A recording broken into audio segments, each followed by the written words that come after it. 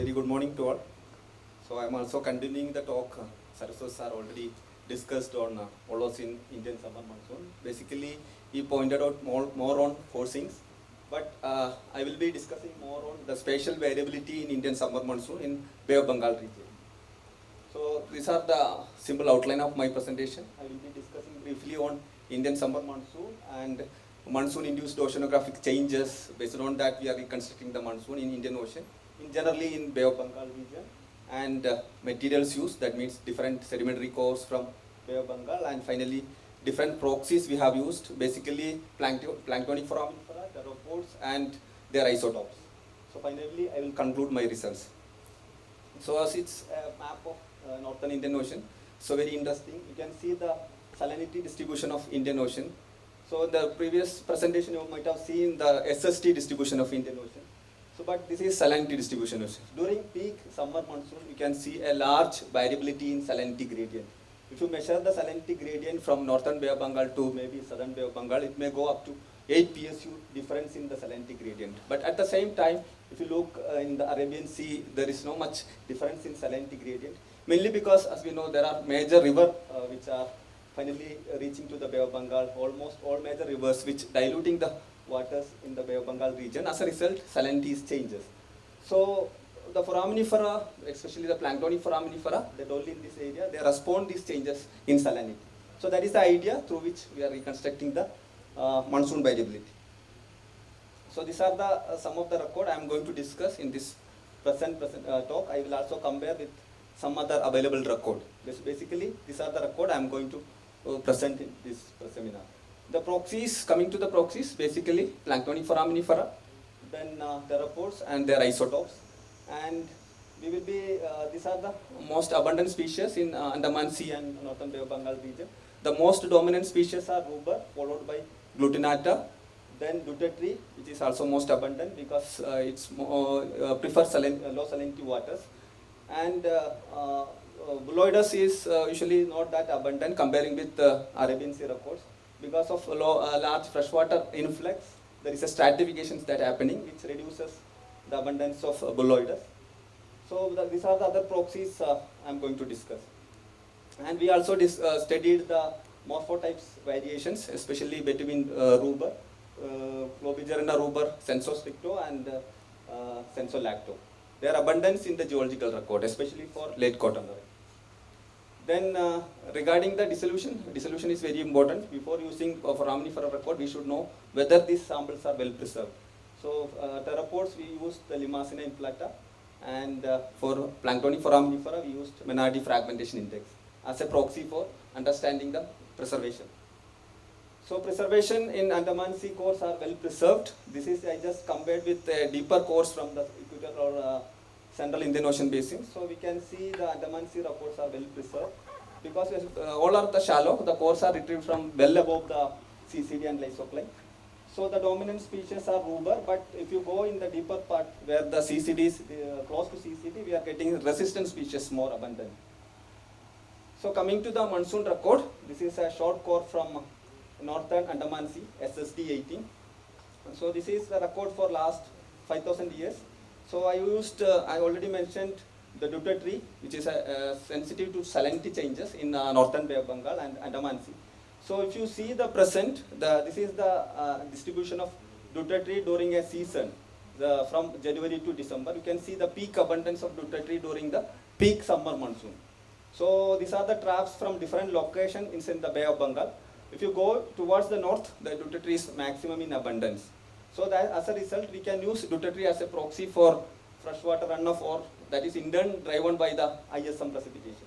So in the last 5 kilo years record, that is mid-Holocene, we can see the sudden reduction in dutatory abundance. That means it may be responding to the aridity or weak summer monsoon. So I don't know whether the marine record 4.2 kals, that is also matching with terrestrial records, but 1-to-1 correlation whether it is possible, because definitely there will be lag in the marine records.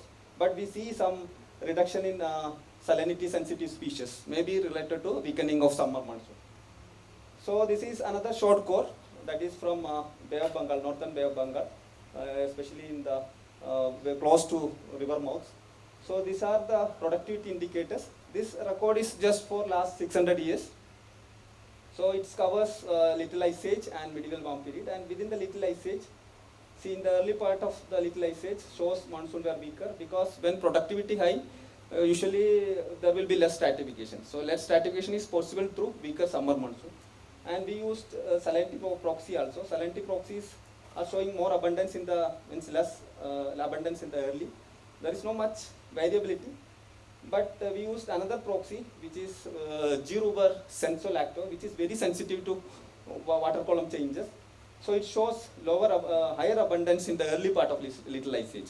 So it shows the monsoon were weak in the Little Ice early part, then in the later stage monsoon is peaked. So coming to another record from Northern Andaman Sea. This is for SK168, so again Northern Andaman Sea.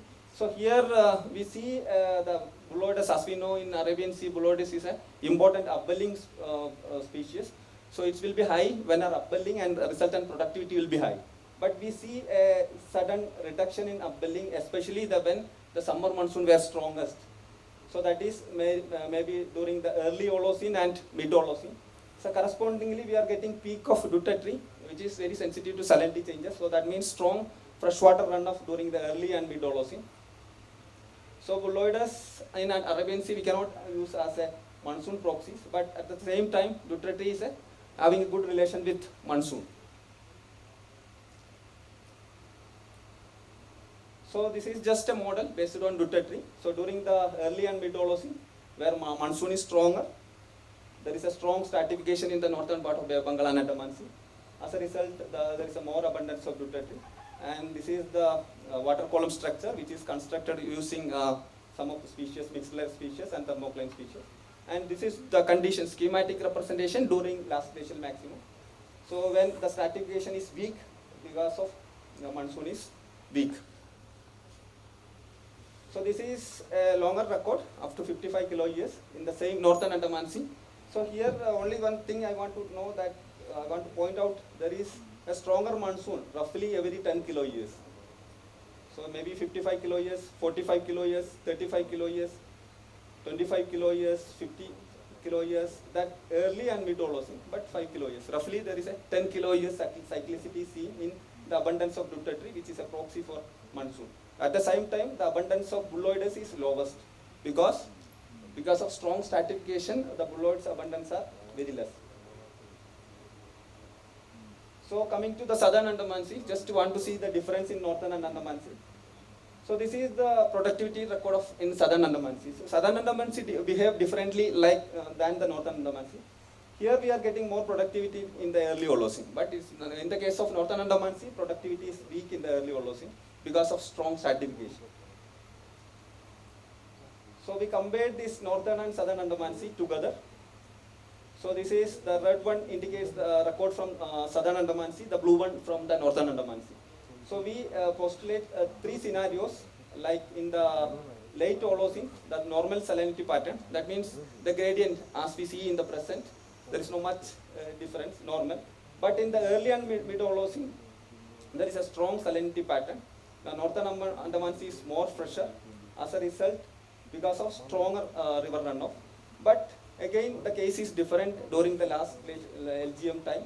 The Southern Andaman Sea shows more pressure. So maybe the gradient will be almost, at present the gradient is even 4 to 8 PSU, but during LGM the gradient is very less. So this is also reflected in oxygen isotope records from entire Bay of Bengal.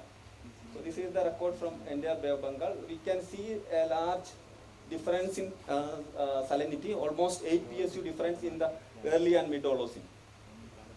But the salinity gradient during the last glacial maximum is very less. So average is 1.5 PSU. So just this is another comparison with the Northern and Southern Andaman Sea records. This is the Ruber, which is a surface dwelling species, and obliculata is a thermocline dwelling species. So we can see there is a large difference in the early Holocene and less gradient in during the deglacial. So that indicates stronger monsoon in the early and mid Holocene. And not only in the Andaman Sea, entire Bay of Bengal shows that similar pattern. We can see again in the Holocene, we can see a difference in some of the records shows early Holocene as stronger monsoon, and some other records shows mid Holocene is stronger. So that is a spatial variability. So I just want to compare a single proceed that Dutta tree in the southern Andaman Sea and northern Andaman Sea. The blue represents in the northern Andaman Sea and the red represents southern Andaman Sea.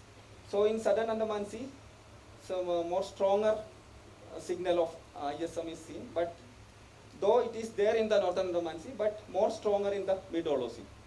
So another record of local salinity from this particular core, Yang et al., I just compared, but they are also getting stronger signal in the early Holocene. So this is the proxy for local salinity. So they are getting stronger signal in the early Holocene. And in the this particular core, that is southern Andaman Sea, we are having highest sedimentation rate in the mid Holocene. But in southern Andaman Sea, the monsoon signal, local monsoon signal shows stronger in the early Holocene. So there is again I am comparing this particular core, that is ADM C1, that is in the southern Andaman Sea. So the local monsoon signature is stronger in the early Holocene, but the source area from which the sediments are derived shows stronger monsoon precipitation during the mid Holocene. So there is a spatial variability. So according to Hang et al., they suggest there is maybe a meridional migration of intertropical convergence zone. Maybe in the early Holocene, IT said maybe more in the southern part and might have migrated towards north in the mid Holocene. And this is a barium calcium record. This is under Arabian Sea record by Saraswat et al. This is the Andaman Sea record.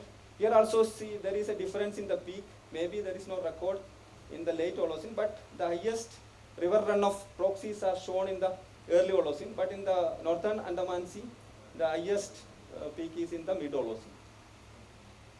So according to Yang et al., maybe that during the early Holocene, ITZ might have slowly migrated towards north. As a result, in the early Holocene, southern Andaman Sea is reflecting stronger monsoon. So coming to morphotypes, species Globigerina ruber. We studied these two species, morphospecies.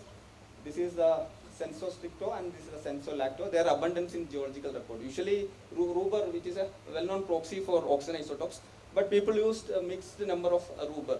But there is a variability in the abundance in the geological record. So this is the record. When you take the total ruber, we didn't see any much difference. And senso stricto is also following the total ruber, but senso lacto shows some large changes, especially during the deglacial time and Holocene. So when monsoon is stronger, their abundance is getting less, and monsoon is weaker, their abundance is high. So there is some sensitivity for G ruber senso lacto in the summer monsoon. So we compared with other proxies like SST and local seawater salinity. So this is G ruber senso lacto. It's almost following the salinity record from the Arabian Sea. So that means they are very more sensitive to salinity changes or monsoon related water column changes than the G ruber senso stricto. So using isotope analysis, usually we take mixed species. But in isotope studies, we didn't do any isotope studies. We are doing the isotope studies, so we'll see is any other offsets between the morphotypes. But in the abundance, there is a large offsets. So in summary, there is a large spatial variability in summer monsoon, whether the strongest summer monsoon is early Holocene or mid Holocene. We need to get more studies from the Bay of Bengal to establish whether it's actually there is a meridional migration of IT studies happened in early and mid Holocene. So I would like to acknowledge my guide and collaborators and my dear students. Thank you. Just एक minute रुकिए, एक रस्म रिवाज करना. Thank you, sir. I request Professor Devesh Sinha to felicitate Dr. Sijin Kumar.